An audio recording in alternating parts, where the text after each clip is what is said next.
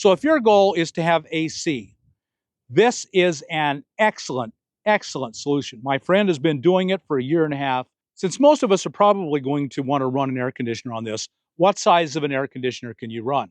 Hi everyone, welcome back to my next video. Today I'm going to talk about a dual fuel generator. As you probably know, I'm a huge proponent of solar. I think solar is just the way to go. However, solar has its limitations. If you want to run something big for a long time, an example is an air conditioner, you just simply can't. It won't run, and you've got to have a huge system, huge battery bank, and it's impractical for most of us. You can do it, but you got to have a big rig and a lot of money. So most of us aren't going to do that. It's just going to be, we're not going to have air conditioning. That's the bottom line. If you need to have air conditioning, you're probably going to have to buy a generator, because the generator will be much cheaper than buying that much solar and that much battery and taking up that much space on your roof and inside your rig. So I have a friend. This doesn't belong to me. It belongs to my friend. My friend has owned it for a year and a half. So she bought this Pulsar to run her air conditioner, and she has been extremely happy with it. The astonishing thing for this is that right now you can buy it for $400. That's a 2,000 watt inverter generator, very quiet, really, really cheap. It comes with everything you need. You want to get dual fuel. You don't want to ever put gas in the generator if you buy a dual fuel, just propane. And why? Because propane stores forever. It's 100 times, 1,000 times safer to store propane in your rig than it is gasoline. Gasoline's highly, highly explosive. It vents and leaks, and the vapors are extremely explosive. Very, very dangerous. And so there's almost none of those risks with propane tanks. And so the propane will last forever. It will never go bad.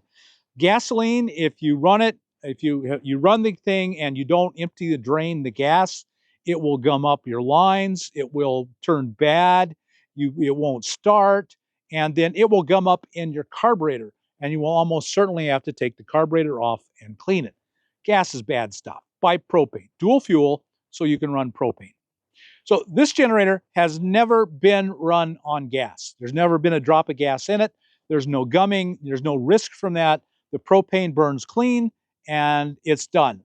One disadvantage that you need to know about on propane is it isn't as volatile. It doesn't have as many BTUs per ounce or per pound, and it won't run as fast. Because of that, the generator doesn't put out the full amount. So burning propane will usually put out a couple hundred watts less in the generator than burning gas.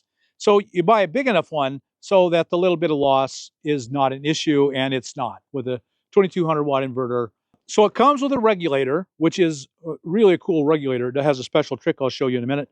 Like all propane hookups, it has an internal one and an external one. I love the external ones. They're so much easier to work with.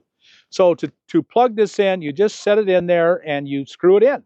And it's big threads. It's easy to get it started. It's easy to go through. The big knob makes it really easy to get it really, really tight. Over here, I'll show you all this stuff. Here is the hose. It comes with the regulator and the hose. The hose screws on, just screws in. And this turns it from LPG to gas. And once you've attached this hose, you put it on LPG, and it kind of locks around, so it can't just turn. And that's a good thing. You always need to prime propane. It just, because it all drains out, it needs to be primed. Well, what's unique about this regulator that comes with it, it's free, is it has a priming button. So with propane, you don't use a choke, you use priming. So if you press this a couple seconds, 3, 4 times, it'll be primed and ready to go. Okay, so up here you see it has a selector. This is the selector. You can go from gas to LPG. So this is where the hose comes in and screws on. You'll definitely want to get pliers and snug it down really, really tight and turn it to LPG. Now this one is never run on gas, so it's just always right here. Here is the start switch. You just have to press it down to put it in run. So this switch goes economy on and off. That means that when it's on economy, the generator will idle down if nothing's being drawn from it. And if you get a middle load, it will go up to half speed. If you get a full load, it'll go up to full speed. So it moves the engine speed, the revolutions, RPM, up and down depending on the draw. And then, of course, it's got two 110 outlets. It's got a USB outlet. And you can, like most generators, you can connect another two of these together. And this is where you would plug it in to go to another generator. Up here is a choke. So this is if you're running it on gas. And these lights are warning lights, low oil. If it's overloaded, you try to take out 5,000 watts on a 2,200 watt generator. That'll overload and cut off. And then output, just saying that it's on and running. So to start it, you just press run, and economy will be off. And then as soon as it starts, you put economy on. So you have the savings on RPM.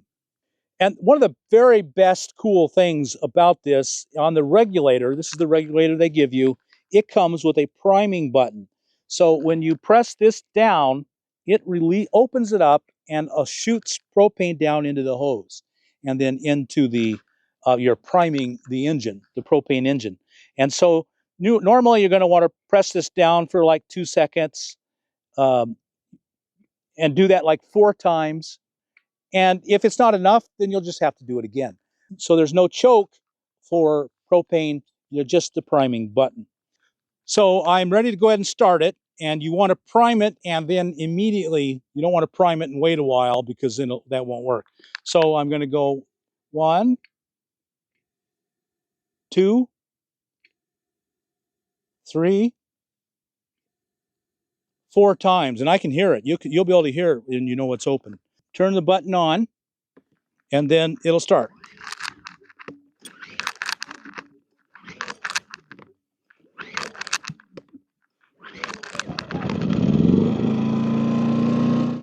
Now, if I press this button, see how it's at full idle,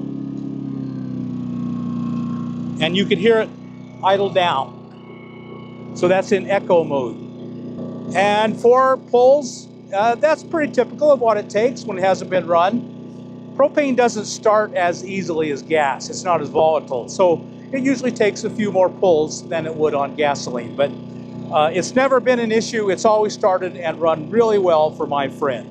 I'm touching it. I'm sitting here really close, and you should be able to hear me. The mic is right here, close to it. The mic is here, it's here, and you should be able to hear my voice pretty good.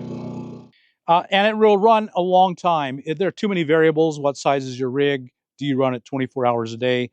But it should easily run like 2 weeks on a tank, and that's running it nearly continuously. So that's very, very good.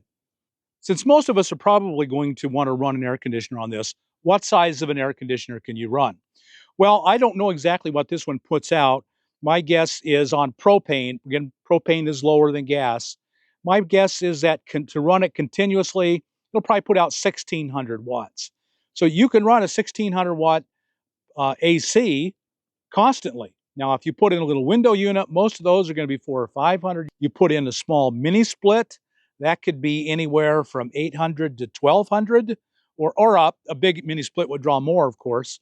Say you have an RV and you want to get one of the little portables. And so during the day when you're in the living room, you'll put it right close to you and they're on wheels. And in the evening, you'll run it back and run it into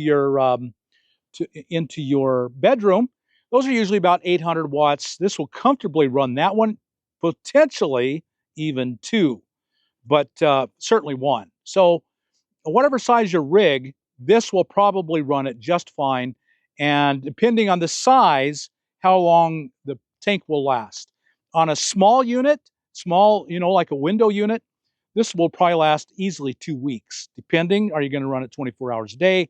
Are you going to run it for 2 hours and off an hour? Are you going to run it all night? There are too many variables for me to tell you that, but it will run a long time on propane. So if your goal is to have AC, this is an excellent, excellent solution. My friend has been doing it for a year and a half and even used it for heat in the winter. And it's a fantastic, fantastic unit. Highly, highly recommended. $400 for this. And again, my friend has two and alternates them so they'll last longer. So you don't want AC, air conditioning, but you want to run Starlink and you want to have a fridge and you want to run a microwave. That's exactly what I'm doing. So I'm talking about myself. The problem is that over the winter, you'll get really short days. The sun rises late in the morning, sets early in the evening, very short days, and it never rises very far above the horizon. And then you get cloudy days in the winter with very short days, and bam, you're out of solar. So I think even if you're not going to run air conditioning, if you have a moderate 110 demand, even including Starlink, Starlink's a real hog, and your fridge, and I like to run a microwave, this will do it easily. And so I'm carrying a generator, not this one, this is my friend's, in the winter, just because in the winter, I will run out of power even as much as I have. So this is really a good thing for a lot of people. So there you have it. That's my review. We've started it. My friend has been using it for a year and a half. It's a fantastic unit. It comes highly, highly recommended. Okay, I hope you got something out of this that gave you some ideas about what you can do. I think this is plenty small enough to carry in your rig. You're probably already carrying propane, so why not? You know, this thing will it'll make your life better in a lot of ways. If you got anything out of this video, like us on YouTube, subscribe to the channel, hit that thumbs up button, share this with your friends. Maybe you've got some friends to need to know this information. Share it with them on your social media. I think they'll be glad you did. And we'll talk to you later on the next Cheap RV Living video.